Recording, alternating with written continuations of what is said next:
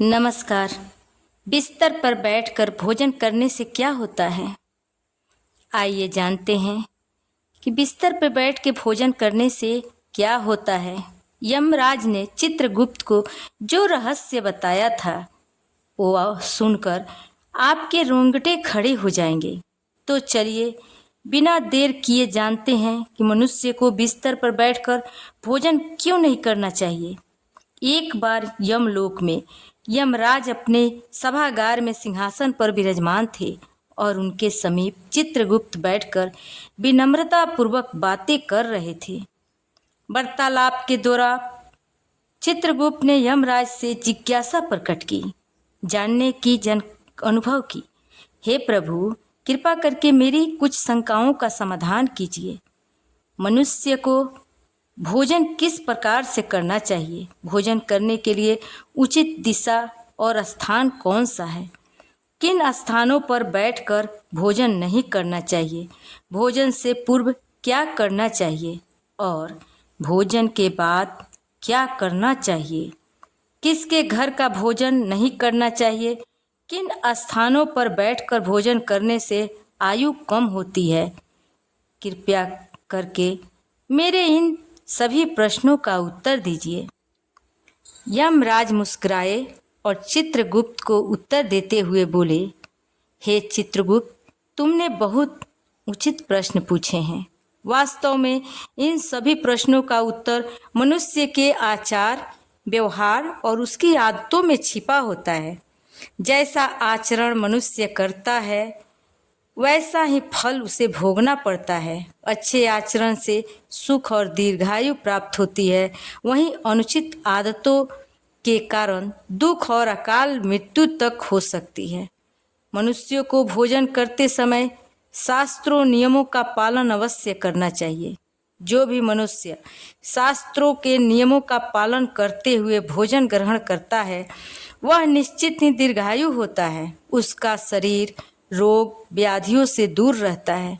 उसके शरीर में पाप वास नहीं करते।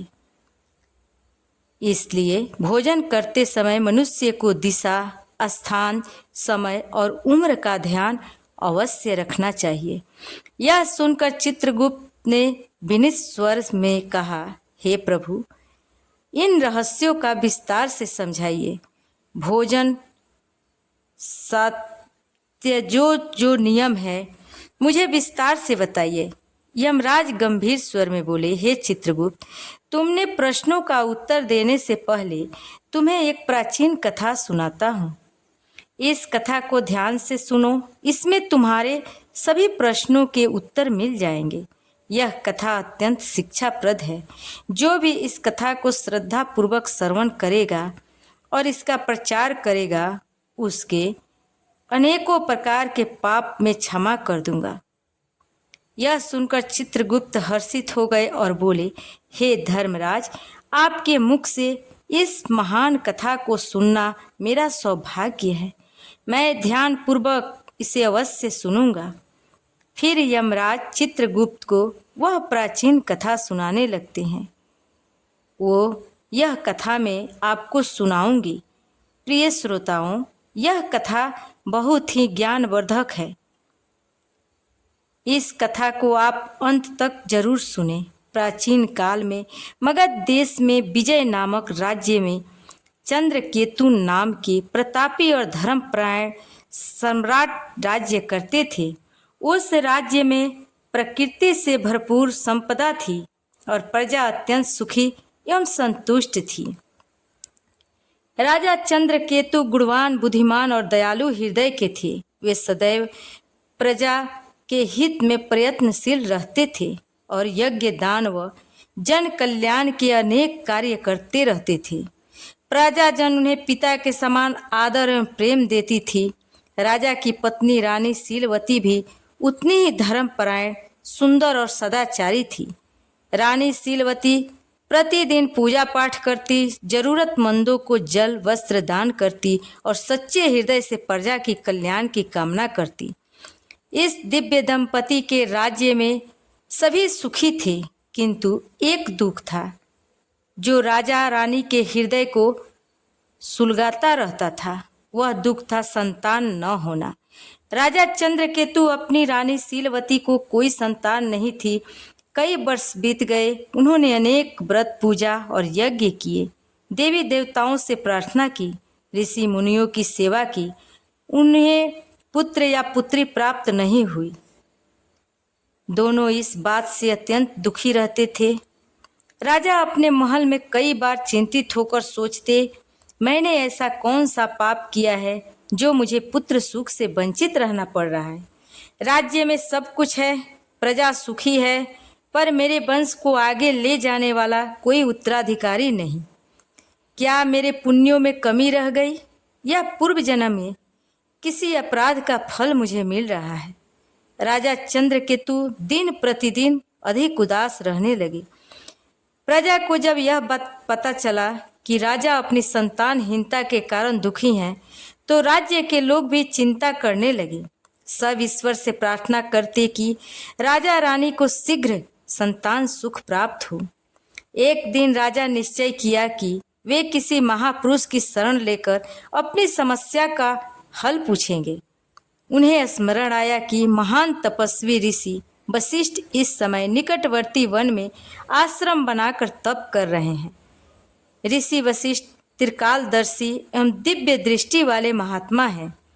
वे अवश्य ही इस रहस्य को जान सकते हैं। राजा ने निश्चय किया कि वे स्वयं आश्रम जाकर ऋषि वशिष्ठ से मार्गदर्शन मांगेंगे। अगले दिन प्रातःकाल राजा चंद्रकेतु कुछ सहयोगियों सहित अपने रथ पर सवार होकर वन की ओर चल पड़े।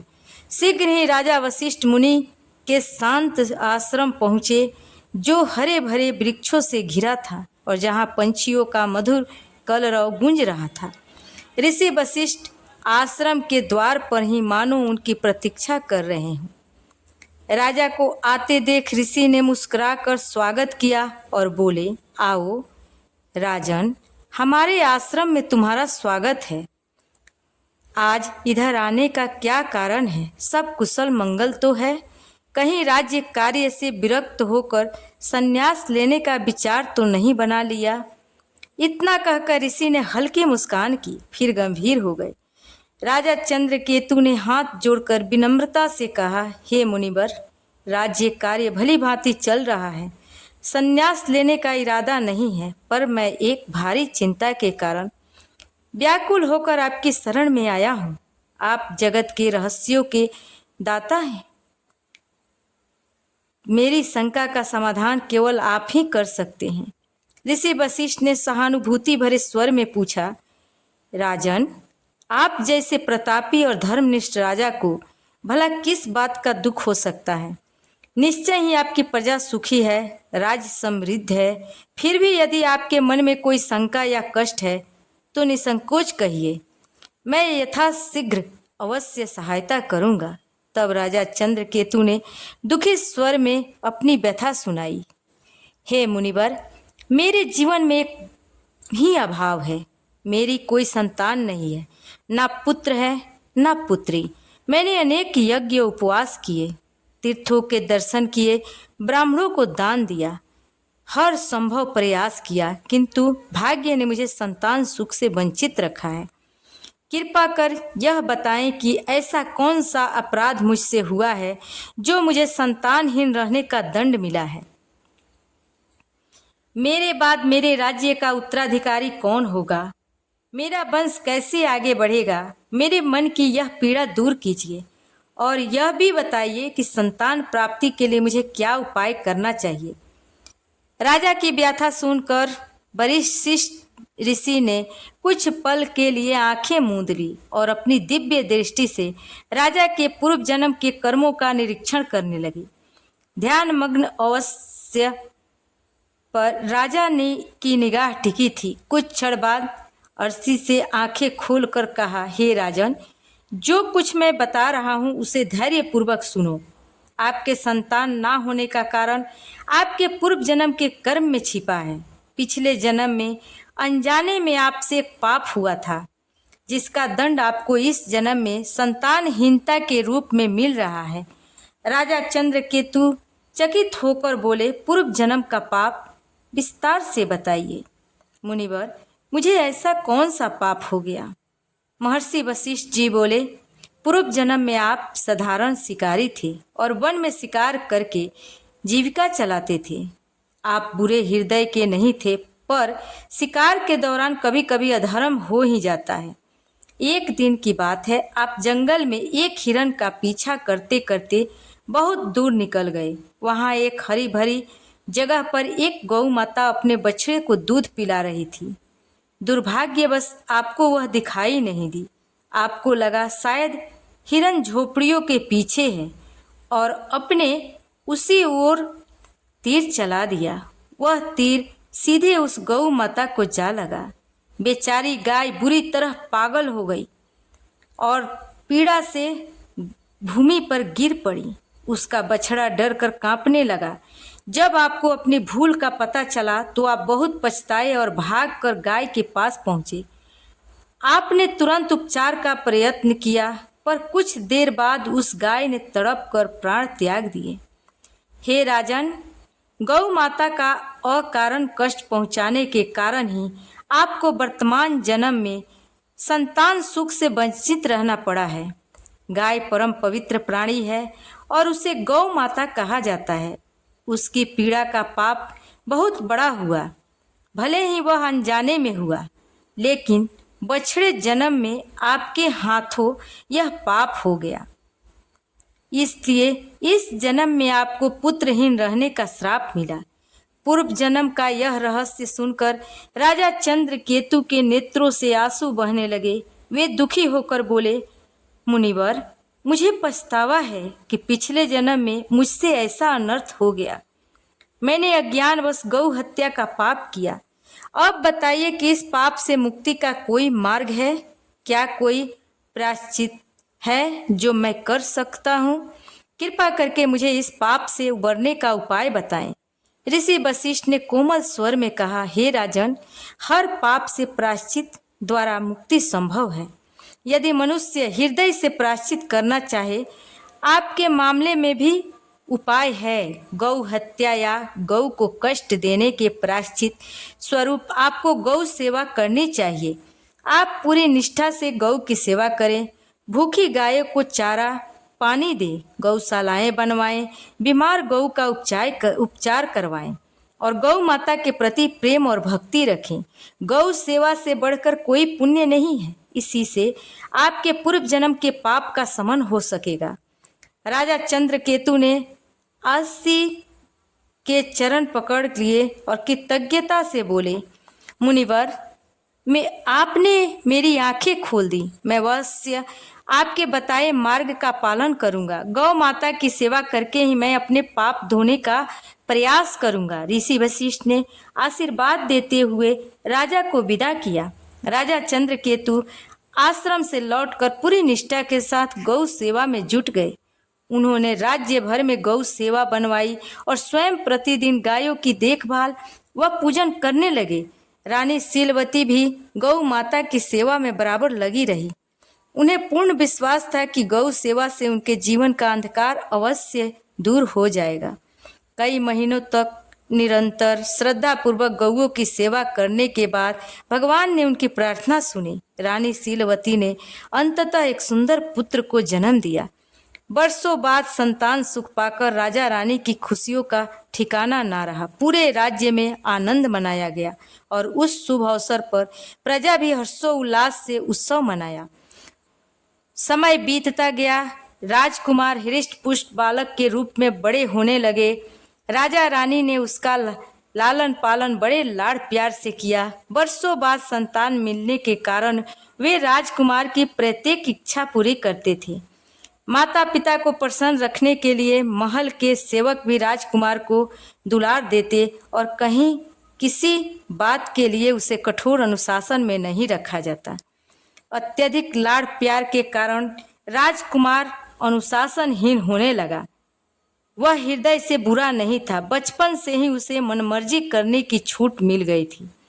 वह सुबह देर तक सोया रहता और बिना नहाए धोए रसोई से नाश्ता मांग लेता। कभी भोजन कक्ष में जाने का कष्ट नहीं करता, बल्कि बिस्तर पर ही भोजन करने का जिद करता।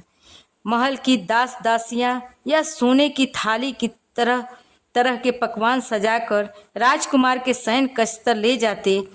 राजा व रानी उसे डांटते टोकते नहीं थे और सेवक भी उसकी हर इच्छा पूरी करते थे। राजगुरु सहित कई बुजुर्गों ने कभी कभी राजकुमार को समय पर स्नान करने और उचित स्थान पर बैठकर खाने की सलाह भी दी, परंतु माता पिता ने प्रेम बस उसकी गलतियों को अनदेखा कर दिया। रानी शीलवती भी बड़े बेटे की हर फरमाइश पूरी करती थी और चाहती थी कि उसका बचपन हंसी खुशी बीते। इस प्रकार राजकुमार युवा किशोर अवस्था तक आया। देखते देखते वह 16 वर्ष का हो गया। राजा चंद्रकेतु ने मन ही मन उसे अपनी उत्तराधिकारी मानना शुरू कर दिया था, किंतु विधि का विधान कुछ और था। ईश्वर को कुछ और मंजूर था। 16 वर्ष की आयु में राजकुमार अचानक एक गंभीर रोग से पीड़ित हो गया। राज वैद्यों ने इलाज में कई कसर न छोड़ी। दूर दूर से वैद्य बुलाए गए और यज्ञ प्रार्थनाएं भी की गई, किंतु कुछ भी कारगर नहीं हुआ। कुछ ही दिनों के भीतर दुर्भाग्यवश उस किशोर राजकुमार ने अपने प्राण त्याग दिए। इस आकस्मिक वज्रपात के से राजा रानी पर दुखों का पहाड़ टूट पड़ा और पूरे राज्य में शोक छा गया। इस घटना के बाद राजा चंद्रकेतु ने राजपाट त्यागने का निर्णय कर लिया। उन्होंने अपने भतीजे को राज्य सौंप दिया और रानी शीलवती के साथ वन में ऋषि वशिष्ठ के आश्रम जा पहुंचे। ऋषि वशिष्ठ ने राजा रानी को अत्यंत शोकाकुल देखा। स्नेहपूर्वक कारण पूछा, राजन, आप इतने व्यथित क्यों हैं? राजा चंद्रकेतु ने रोते हुए अपने पुत्र की अकाल मृत्यु की कारण ऋषि को बता दी। तब ऋषि वशिष्ठ ने ध्यान लगाकर अपनी दिव्य दृष्टि से कारण जानने के बाद कहा, हे राजन, आपके पुत्र की आयु क्षीण होने का कारण उसके अपने ही आचरण में था। आपको पूर्व जन्म के पुण्य फल से पुत्र की प्राप्ति तो हुई, किंतु आपके पुत्र ने बचपन से ही कुछ ऐसी अनुचित आदतें अपनाई जिनके परिणाम स्वरूप उसे अल्पायु में ही मृत्यु का सामना करना पड़ा। आपका पुत्र प्रतिदिन बिना स्नान किए भोजन करता रहा और प्रायः बिस्तर पर बैठकर ही भोजन करता रहा। जो मनुष्य बिना नहाए धोए भोजन करता है उसकी आयु क्षीण हो जाती है, और जो मनुष्य बिस्तर पर बैठकर भोजन करता है उसके शरीर में विभिन्न रोग उत्पन्न हो जाते हैं और उसके जीवन के भी असमय समाप्त हो जाते हैं। अनेक औषधियों और प्रयासों के बावजूद आपका पुत्र बचाया नहीं जा सका, क्योंकि उसकी देह उन अपवित्र आदतों का शिकार हो चुकी थी। महर्षि वशिष्ठ के इन वचनों ने राजा रानी की आंखें खोल दी। उन्हें अपनी भूल का गहरा पश्चाताप हुआ और उन्होंने सांसारिक मोह त्यागने का निश्चय किया। राजा चंद्रकेतु ने वही आश्रम में रहकर शेष जीवन तपस्या और भगवान के चिंतन में बिताया। रानी शीलवती ने भी राजसी ठाट बाट त्याग कर अपने पति के साथ सदा जीवन अपना लिया। इस प्रकार राजा रानी ने दुख से ऊपर उठकर धर्म के मार्ग पर शांति पा ली। कथा सुनकर यमराज ने चित्रगुप्त की ओर इशारा करते हुए कहा, देखा चित्रगुप्त, किस प्रकार मनुष्य की अपनी आदतें उसके जीवन को संवारती या बिगाड़ती है। राजा चंद्रकेतु जैसे पुण्य आत्मा को भी अपने पुत्र की अकाल मृत्यु का दुख सहना पड़ा, क्योंकि उनके पुत्र ने गलत आदतों का पालन किया था। अतः प्रत्येक मनुष्य को सावधान रहना चाहिए कि वह किस प्रकार का आचरण कर रहा है। मनुष्य को सदैव भोजन करने से पूर्व शारीरिक शुद्धि कर लेनी चाहिए। अपने 5 अंग, दोनों हाथ, दोनों पैर, मुखमंडल को अच्छी तरह जल से धोना चाहिए। यदि संभव हो तो भोजन से पूर्व स्नान करके पवित्र होकर अन्न ग्रहण करना चाहिए। बिना स्नान किए भोजन करना शास्त्रों में वर्जित है। ऐसा करना पशुओं जैसा आचरण माना गया है और इससे आयु कम होती है। साफ सफाई के बाद ही मनुष्य को अन्न ग्रहण करना चाहिए। भोजन आरंभ करने से पहले मनुष्य को अन्नपूर्णा देवी तथा परमात्मा का स्मरण कर धन्यवाद देना चाहिए, जिनकी कृपा से यह भोजन प्राप्त हुआ है। साथ ही प्रार्थना करें कि संसार के अन्य सभी प्राणियों को भी आहार प्राप्त हो। इस प्रकार मन ही मन ईश्वर को प्रणाम करके आदर पूर्वक भोजन करने से अन्न पवित्र रहता है और वह शरीर को पूर्ण पोषण देता है। भोजन करते समय बैठने का स्थान भी शुद्ध और उचित होना चाहिए। जमीन पर चटाई बिछाकर पलथी मारकर बैठकर भोजन करना श्रेष्ठ माना गया है। बिस्तर पर बैठकर भोजन करना अशुभ और स्वास्थ्य के लिए हानिकारक होता है।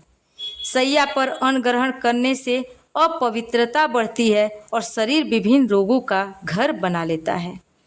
हे चित्रगुप्त, 3 प्रकार का भोजन मनुष्य को कभी नहीं करना चाहिए। पहला, वह भोजन जिसके ऊपर से कोई व्यक्ति पैर रखकर चला गया हो या जिसे किसी ने लांघ दिया हो, ऐसा अन्न अपवित्र हो जाता है और उसे खाने से उम्र घटती है, वह तरह तरह के रोग लगते हैं। उस भोजन को पशुओं को डाल देना चाहिए। दूसरा, वह भोजन जिसमें बाल, कीड़े या कोई अन्य अशुद्ध वस्तु गिर गई हो। यदि थाली के भोजन में बाल निकल आए तो समझना चाहिए कि वह अन्न त्यागने योग्य है। ऐसा अन्न न स्वयं खाना चाहिए, न भगवान को भोग लगाना चाहिए। ऐसे अशुद्ध अन्न का सात्विक लाभ समाप्त हो जाता है। प्रेत योनि के जीव उसका उपभोग करते हैं। तीसरा, वह भोजन जो किसी अन्य के लिए परोसा गया हो। याद रखें, कभी भी दूसरे का हिस्सा छीन कर नहीं खाना चाहिए। जो व्यक्ति दूसरे का भाग चुरा कर खाता है, बिना बांटे खुद खा लेता है, उसे अन्नपूर्णा देवी रुष्ट हो जाती हैं। ऐसा करने से उसके पुण्य नष्ट हो जाते हैं और उनके जीवन में दरिद्रता और संकट आती है। अतः भोजन हमेशा सबसे बांटकर और उचित पात्र को अर्पित करके ही करना चाहिए। इसके अतिरिक्त भोजन का अनादर कभी नहीं करना चाहिए। जूठा भोजन व्यर्थ इधर उधर ना फेंके और अन्न की बर्बादी ना करें। अन्न देवता की कृपा से ही जीवन चलता है, इसलिए अन्न को आदर पूर्वक ग्रहण करें। जो मनुष्य इन नियमों का पालन करेगा वह स्वस्थ, निरोगी और दीर्घायु होगा। उसके जीवन में सुख समृद्धि बनी रहेगी और उसे अकाल मृत्यु का भय नहीं रहेगा। मनुष्य के आचार विचार ही उसके भाग्य का निर्माण करते हैं। अच्छे कर्म और सही आदतें उसके जीवन को सुखमय बनाती है, जबकि गलत आदतें जीवन को दुख और संक्षिप्त कर देती है और कष्ट पहुंचाती है। इसलिए प्रत्येक व्यक्ति को अपने दैनिक व्यवहार में पवित्रता और मर्यादा का पालन करना चाहिए। इस प्रकार यमराज ने चित्रगुप्त को मनुष्य के आचार विचार तथा अच्छी बुरी आदतों के संबंध में महत्वपूर्ण ज्ञान दिया। इस कथा से हम यह सीखते हैं कि बिस्तर पर बैठकर भोजन करना और बिना स्वच्छता के अन्न ग्रहण करना क्यों गलत होता है। इसे हमें सदैव शास्त्रोक्त मर्यादाओं का पालन करते हुए पवित्र आचरण अपनाना चाहिए, ताकि हमारे जीवन में सुख, स्वास्थ्य और शांति बनी रहे। तो इस प्रकार से यमराज ने चित्रगुप्त को अत्यंत महत्वपूर्ण ज्ञान दिया है। आशा करती हूँ आपको यह कथा पसंद आई होगी। आपको कथा कैसी लगी कमेंट करके ज़रूर बताइएगा। जानकारी अच्छी लगी हो तो वीडियो को लाइक ज़रूर कीजिएगा और कमेंट में जय श्री कृष्णा, राधे राधे, जय धर्मराज अवश्य लिखें। साथ ही चैनल को सब्सक्राइब करें। आप सभी का बहुत बहुत धन्यवाद।